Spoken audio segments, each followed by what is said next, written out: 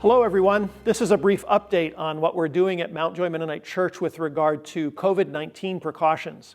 I want to start by thanking you for your cooperation with the precautions that we put in place for our summer gatherings. That allowed us to gather in person in a way that has been refreshing. It's been wonderful to be together in person again, but also to be careful and safe. Our goal was and is for our planning to be shaped by wisdom about public safety and by our love for each other rather than by our anxieties or our fears. But let me clearly say that we love and respect all of you who think we have been far too cautious in our precautions, as well as all of you who think we haven't been cautious enough.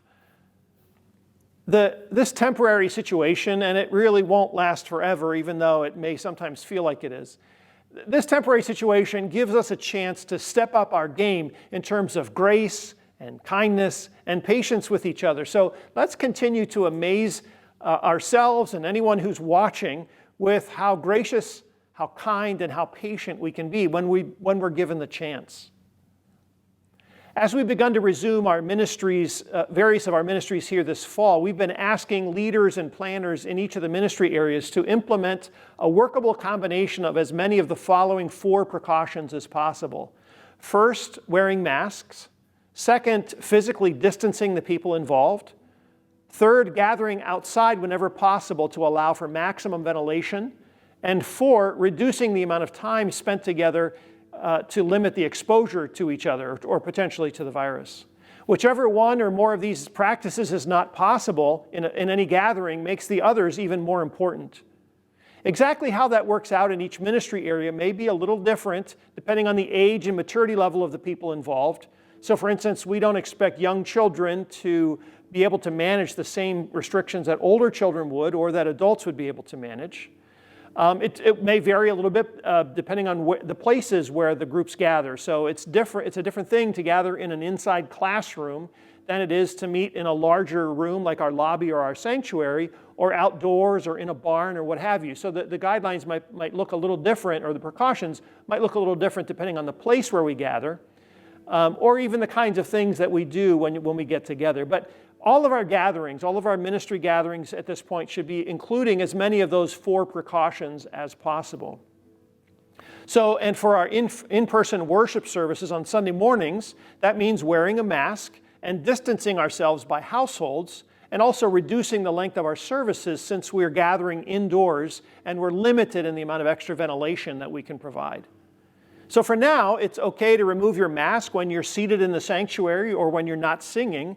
But thank you for wearing your masks as you enter the building for worship, and when you stand up to sing, and also after the worship service ends. Thank you for putting your masks back on as we stand to talk together and make our way back out through the lobby and out of doors.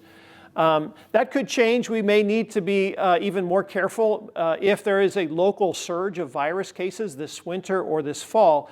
But our precautions seem to be working okay for now.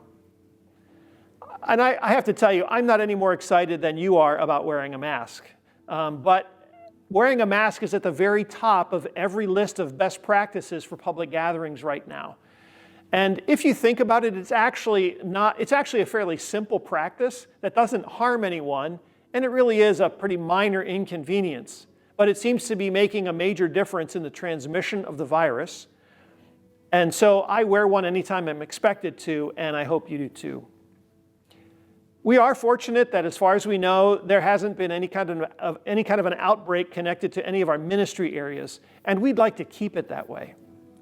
So toward that end, I would urge you to cooperate with the precautions that your ministry leaders have put into place in whatever ministry areas you're connected with here at Mount Joy Mennonite Church. Our hope is to minimize everyone's risk while carrying out the most effective ministry we possibly can. I also want to tell you that I see this season as a chance for all of us, including our children, to grow in living out the self-sacrificing love of Jesus for each other. That means being willing to be greatly inconvenienced, even at great cost to ourselves, in order to serve and protect the health and well-being of the people around us. So I'm very willing to wear a mask and keep my distance even when that feels awkward and even when it's inconvenient for me, because I understand that those things serve and protect other people.